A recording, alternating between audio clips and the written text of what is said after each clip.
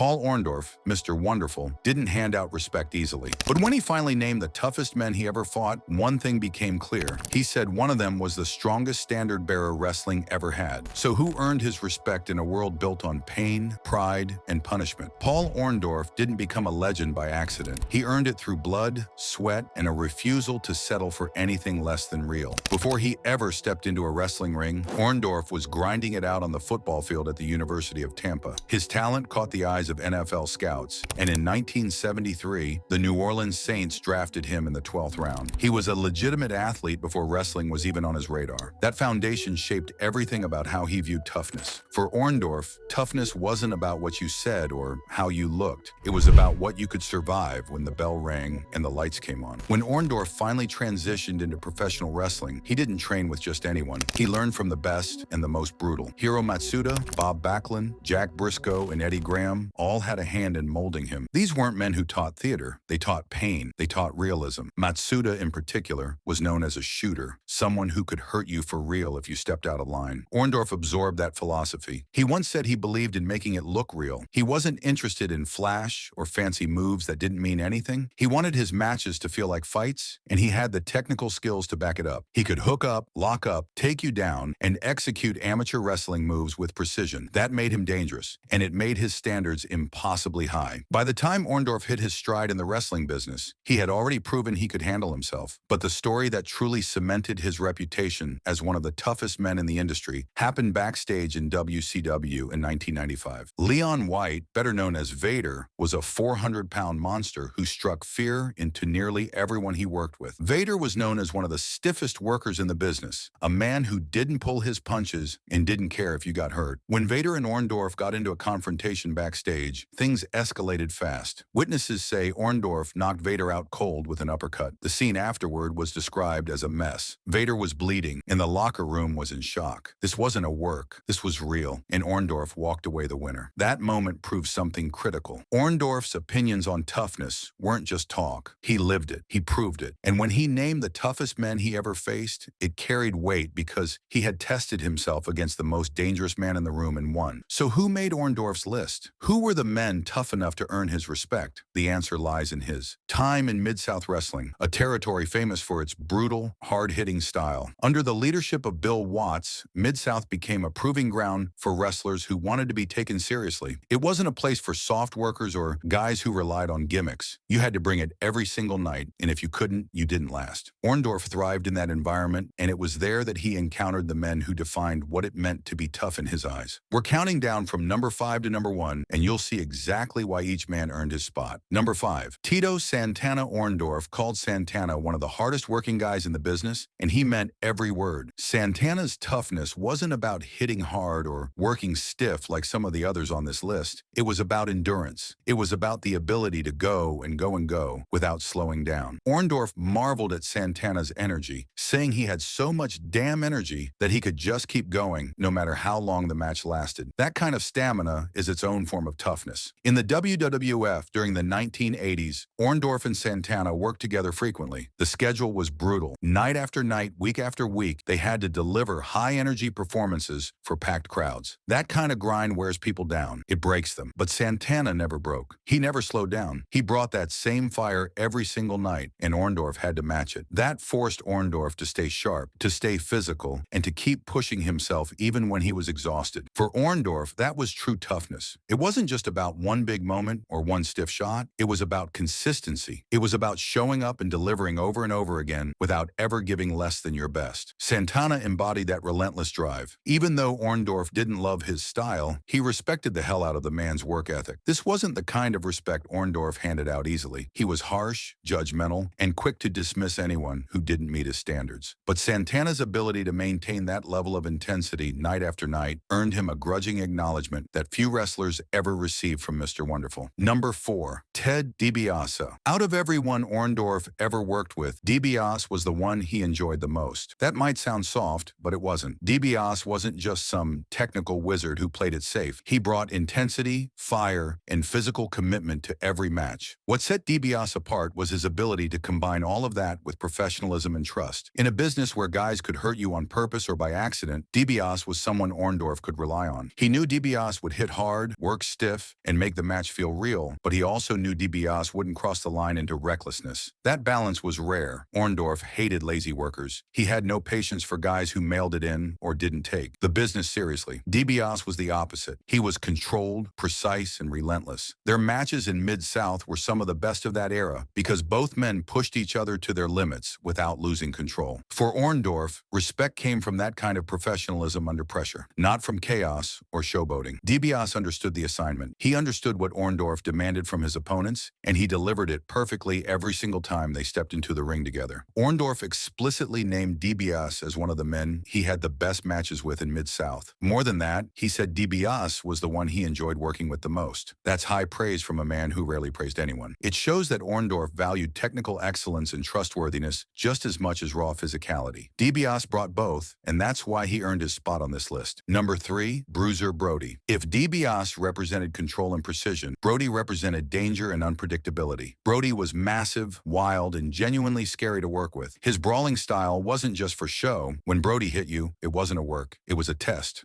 He blurred the lines between performance and survival, and you never knew when he might decide to take liberties. Orndorff admired Brody, but he never fully trusted him. How could you? Brody's reputation preceded him wherever he went. He was known for refusing to follow the script, for changing finishes on the fly, and for making his opponents earn every single moment in the ring. Working with Brody required real toughness because you had to be ready for anything. You couldn't just rely on your training or your athleticism. You had to be ready to fight for real if things went sideways. Orndorff respected that kind of intensity because it matched his own. He didn't want opponents who played it safe. He wanted opponents who made him work, who forced him to dig deep, and who reminded him why he got into this business in the first place. Brody did that every single time they stepped into the ring together. Orndorff explicitly named Brody as one of the toughest men he ever faced. Brody's chaotic style demanded extreme physical readiness and legitimate toughness just to survive the match. For Orndorff, who prided himself on his amateur wrestling background and his ability to handle any situation, Brody was the ultimate challenge. He was the wild animal you had to contain while still making the match work. That's a special kind of tough that few men possessed, and Orndorff knew it when he saw it. Number 2, Stan Hansen. If Brody was dangerous, Hansen was downright brutal. Hansen's reputation for stiff work is legendary. His lariat, in particular, became one of the most feared moves in wrestling history because Hansen didn't pull it. He threw it with full force, and if you weren't ready, it could knock you out cold. Hansen defined what it meant to work stiff. He brought legitimate, bone-crushing impact to every match, and he didn't care if it hurt. That was the point. Hansen believed in realism, and so did Orndorff. When they worked together, it wasn't about putting on a show. It was about proving who was tougher. Hansen's style forced Orndorff to bring his absolute best every single time. There was no room for mistakes, no room for hesitation. You had to match Hansen's intensity or you'd get left behind. Orndorff respected that standard because it aligned with everything he believed wrestling should be. It wasn't about fancy moves or playing to the crowd. It was about making people believe that what they were watching was real, and Hansen did that better than almost anyone. He made you earn every breath in that ring. Orndorff explicitly named Hansen as one of the 3 toughest opponents from his Mid-South days. Hansen's influence extended beyond North America, defining physical wrestling standards in Japan and around the world. He was the benchmark for hard-hitting, realistic wrestling physicality. For Orndorff to put Hansen on this list meant acknowledging that few men could match that level of commitment to making wrestling feel like a legitimate fight. Hansen was uncompromising in his approach, and that's exactly what Orndorff demanded from everyone he stepped into the ring with. Number 1, Harley Race. This is it, the ultimate standard, the benchmark against which all toughness was measured. Harley Race was an 8-time NWA World Heavyweight Champion, a man who carried the most prestigious title in wrestling during an era when it truly meant something. Orndorff once said that when Harley Race and Terry Funk held world titles, it meant more. That statement is loaded with meaning. Orndorff wasn't just praising Race's accomplishments. He was praising the era and the standard that Race represented. The NWA territory system was brutal. Champions had to travel from territory to territory, defending their titles against the best wrestlers in each region. There were no off nights. There were no easy matches. You had to prove yourself over and over again, and if you couldn't, you lost the belt. Race thrived in that environment because he was legitimately tough. He wasn't just playing a character. He was a fighter who earned respect through years of hard work and physical punishment. Orndorff, who was trained in the NWA tradition by men like Hiro Matsuda and Eddie Graham, understood what that meant. He knew that Race set the bar for what a champion should be, and he measured every opponent against that standard. Race was the gold standard of toughness, the foundation upon which everything else was built. For Orndorff to place Race at the top of of this list shows how much he valued that old-school mentality. It was about more than just winning matches. It was about carrying yourself with dignity, delivering every single night, and proving that you deserve to be called tough. Race embodied all of that and more. Race represented the physical standard-bearer of the era Orndorff deeply respected. When Orndorff looked at modern wrestlers, he compared them to Race. When he judged toughness, he measured it against what Race brought to the business. Race was the ultimate benchmark, and very few men could even come close to matching what he represented. That's why he sits at number 1 on this list. He was the strongest standard wrestling ever had. But here's where Orndorff's story gets darker. His obsession with toughness came at a cost. His relentless pursuit of physical perfection and his uncompromising standards didn't just make him respected. They made him hard to work with. They made him judgmental. They made him volatile. Orndorff had a reputation for being difficult, for having a temper, and for not tolerating anything less than his impossibly high standards. That cost him friendships. That cost him peace. And in some ways, it cost him his legacy. People remember Orndorff as a great wrestler, but they also remember him as a man who couldn't let go, who couldn't soften, and who pushed himself and others too hard. His fight with Vader proved he was tough, but it also showed he was willing to cross lines that others wouldn't. His praise for men like Brody and Hansen was genuine, but it also revealed a man who valued punishment over safety, chaos over control, and toughness over everything else. Orndorff's standards were so high that few could meet them. He didn't just want opponents who could wrestle, he wanted opponents who could survive. He wanted men who understood that wrestling wasn't about entertainment. It was about proving something. When Orndorff went to Japan, a country famous for its demanding style, he trained heavily in anticipation. He knew Japan was going to be tough, and he wanted to be ready. But what happened surprised even him. Just a few days into the tour, he was told to tone it down in the ring because the boys were getting hurt. That's how intense Orndorff was. He was working at a level that even the Japanese wrestlers, who were known for their strong style, couldn't keep up with. His matches against Fujinami and Great Muta during that period were memorable, but what stands out is how his own physical standard exceeded even the rigorous expectations of Japanese wrestling. That context makes his list of tough opponents even more meaningful. The 5 men he named or praised were the ones who could match his intensity, who could keep up with his pace, and who could survive his uncompromising approach to the business. Orndorff also recognized different kinds of toughness, even if he didn't value them equally. He talked about Roddy Piper's mental toughness, saying nobody was ever better than Piper when it came to interviews. He said Piper didn't pull any punches and wasn't afraid of anything or anyone. That's a different kind of strength, but it wasn't what Orndorff prioritized. Words didn't count in his world. Bruises did. He mentioned Dr. D. David Schultz as being cocky and tough, but Schultz was more of a behavioral challenge than a defining opponent. He even praised the fabulous Moolah, saying she was tough as nails and could kick 90% of the guys' butts. That shows Orndorff's objectivity. Toughness had nothing to do with gender for him. It was purely about ability and resilience. But the 5 men on this list were special. They represented the complete spectrum of what Orndorff valued most. Santana brought relentless stamina. DiBiase brought technical excellence combined with physical intensity. Brody brought unpredictable danger. Hansen brought uncompromising brutality. And Race brought the ultimate standard of what a wrestler should be. These weren't just tough guys. These were men who forced Orndorff to be better. They challenged him physically, mentally, and professionally. They made him prove himself every single time they stepped into the ring together. And in Orndorff's harsh, unforgiving world, that was the highest compliment he could give. Only 5 men earned Mr. Wonderful's respect, and every one of them had the scars to prove it. If you enjoyed this look into wrestling's real fighters, hit like, subscribe, and tell us, who do you think could survive a night with Paul Orndorff?